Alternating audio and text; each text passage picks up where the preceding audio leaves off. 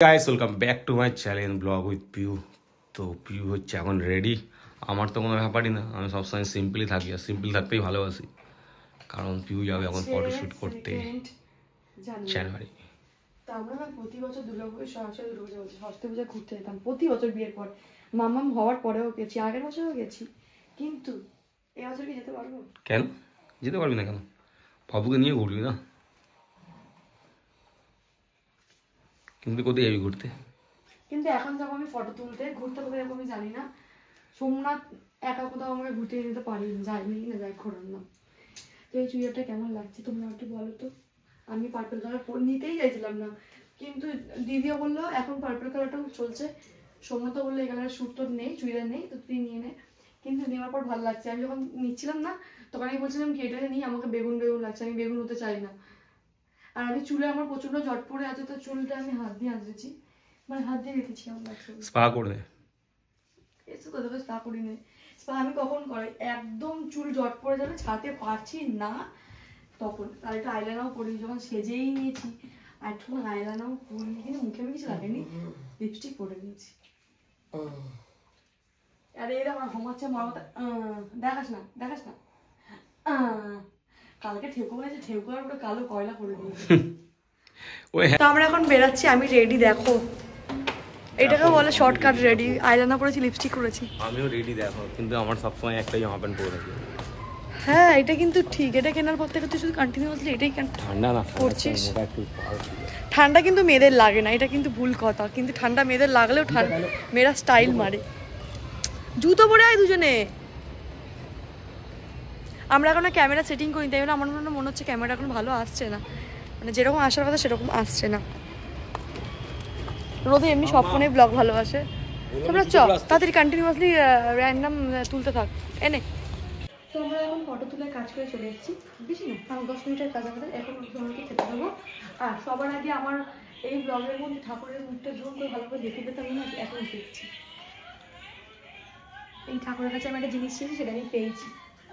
তো এই ঠাকুরকেও আমি না অনেক জায়গায় মানুষ করা আছে, আমি তোমাকে বলে বোঝাতে পারবো না কোথায় কোথায়।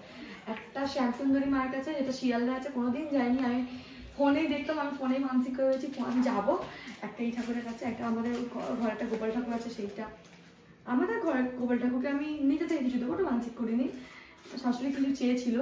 তো আমার একটা ঘরের সামনে একটা মামি আছে, তো সে আমার জন্য মানসিক করেছিল গোপাল ঠাকুরের কাছে ওইটা। তারপরে ওই মাতা রানী না মা, ওইটা শেরওয়ালি মায়ের কাছে একটা মানসিক আছে, শীতলা ঠাকুরের কাছে একটা মানসিক আছে, অনেক মানসিক আছে। পুজো দেবো, সব চোখাবো, তোমাদের সঙ্গে ব্লগ শেয়ার করবো। এখন আসো কি রান্না হয়েছে দেখাই। খাম খাম নো ক্যামেরা অফ, খাম।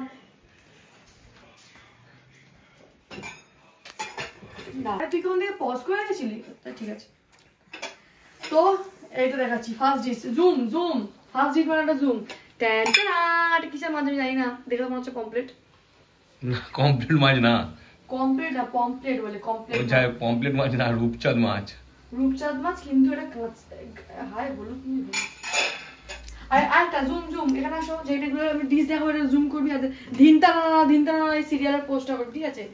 ঠিক আছে, 1 2 3 স্টার। এ ধুমতানা ব্যাস হয়ে গেছে।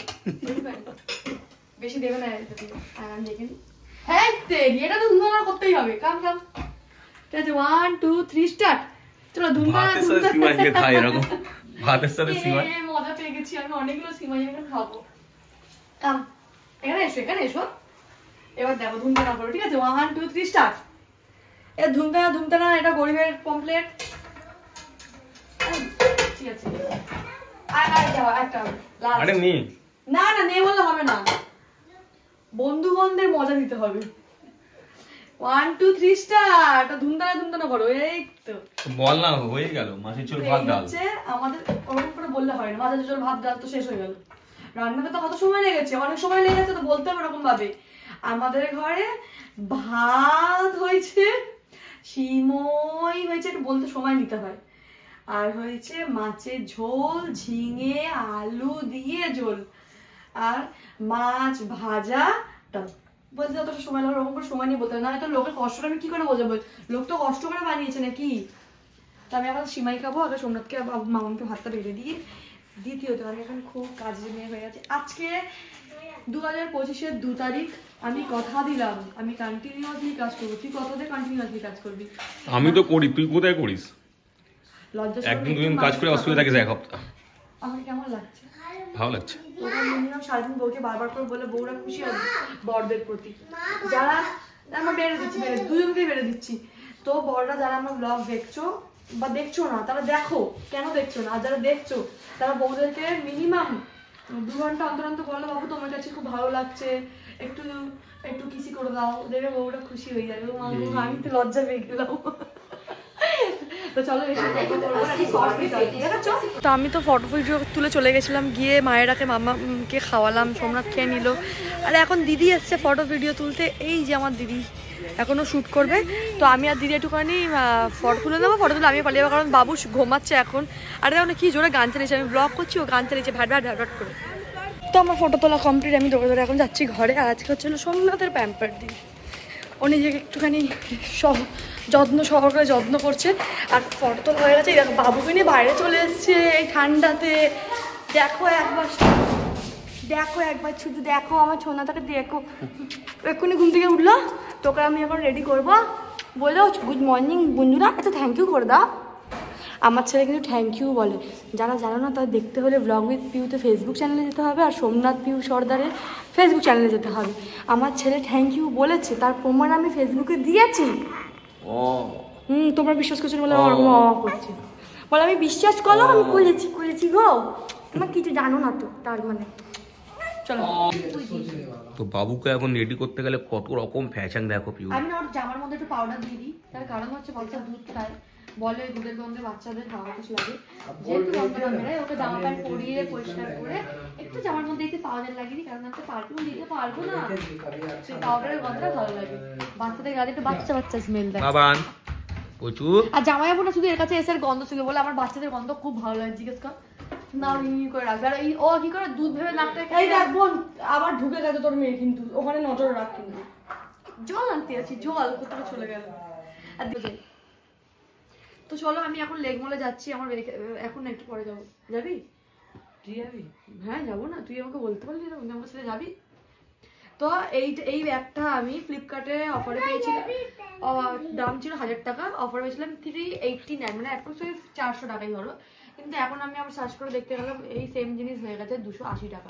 দিয়ে ধর এ কি রে, আমি যে বলছি লেক মলে যাবো, মামা মায়ের সমস্যা জামা প্যান্ট খুলে বলছে আমাকে হাম করে রেডি করে দাও। তো আরেকটা অর্ডার এসেছে, সেটা আমি দেখাচ্ছি, আর তারপর ব্লগ বানাবো। তো ব্যাগের মধ্যে বাবুকে আমি নিয়ে নিয়েছি, আর প্রথমবার আমার তো কমফোর্টেবল লাগছে কোলে নিয়ে। আমি জানি না বাবু কমফোর্টেবল কিনা, কিন্তু আমার মনে হয় নিতে নিতে ওরও অভ্যেস হয়ে যাবে, ও কমফোর্টেবল হয়ে যাবে। আমি বুঝতে পারছি না, মুখ দেখো, দেখো গো মিমিরা, আমি এখন যাচ্ছি ঘুলু ঘুলু করতে। ওই তেরি, থ্যাংক ইউ করে দাও তো সবাইকে। তোকে নিয়ে যাই চলো। আর আমি ঘুরে আসে লাস্টে বলবো, আমার জানি না এটা কি, মানে আমার তো খুবই কমফোর্টেবল লাগছে, ভয় লাগছে যদি খুলে যায়, কারণ কি আমি এগুলো তো কোনোদিন ব্যবহার করিনি, ওই জন্য। আগে আমার কোমর ব্যথাও ছিল না, এখন ওই যত মানে বয়সের আর কোনো ব্যথা নেই, যা সব আগে থেকে, সব আগে থেকে সবাই হয়ে যাচ্ছে, তাই না? বল তোমরা কি আমাকে ভালোবাসো মিমিগুলো, বলো কাকাইগুলো, তোমরা কি আমাকে ভালোবাসো? ওই তাহলে আমাকে একটা কিছু দিয়ে দাও। টাটা। তো ব্লগটাকে এখানে এন্ড করছি, আর কেমন লাগলো তোমরা কমেন্টসে জানাবে, আর যদি ভালো লাগে তো একটা লাইক একটা কমেন্টস করে দেবে, যারা ফলো করেন তারা ফলো করে দেবে, সাবস্ক্রাইব করে দেবে। আর আমি এখন খাচ্ছি ঠেকুয়া। তো চলো টাটা, সবাই ভালো থেকো, সুস্থ থেকো।